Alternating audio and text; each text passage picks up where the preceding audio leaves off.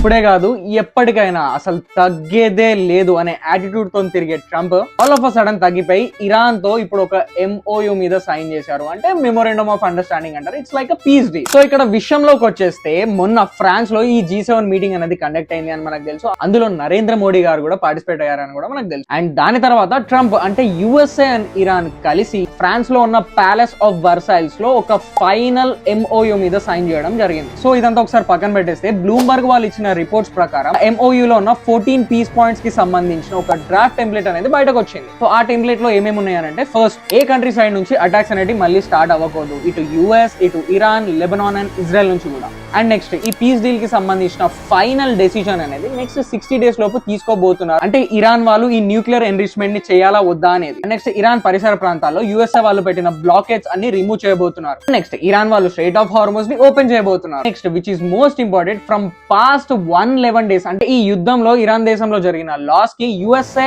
And వాళ్ళ partners కలిసి $300 billion ని ఇవ్వబోతున్నారు to reconstruct Iran's economic development. And next past లో USA వాళ్ళు ఇరాన్ మీద ఇచ్చిన శాంక్షన్స్ అన్ని రిమూవ్ చేయబోతున్నారు. అండ్ నెక్స్ట్ ఇరాన్ వాళ్ళు వాళ్ళ ఆయిల్ ని ఏ కంట్రీకి అయినా అమ్ముకోవచ్చు అండ్ దాని మీద US కి సంబంధించిన శాంక్షన్స్ అనేవి ఉండవు. అండ్ ఇంకా 2-3 పాయింట్స్ ఉన్నాయి కానీ these are the most important one. And at last ఈ 14 పీస్ పాయింట్ కి సంబంధించిన ఒక ఫైనల్ డెసిషన్ అంటే ఒక ఫైనల్ సైన్ అనేది రేపు స్విట్జర్లాండ్ లో చేయబోతున్నారు అని చెప్పి కూడా మనకి ఇన్ఫర్మేషన్ వచ్చింది. సో ఎట్ ద ఎండ్ అయితే ఒక మంచి డెసిషన్ అయితే తీసుకున్నారు. కానీ స్విట్జర్లాండ్ లోనే ఈ ఫైనల్ డీల్ సైన్ అనేది ఎందుకు జరగబోతుంది అనేది ఒక క్వశ్చన్. అండ్ ఆల్సో ఈ పీస్ డీల్ జరిగిన తర్వాత కూడా మళ్ళీ అటాక్స్ జరుగుతాయో జరగవో అనేది క్వశ్చన్. సో దీని గురించి మీరేమనుకుంటున్నారో కామెంట్ లో చెప్పండి.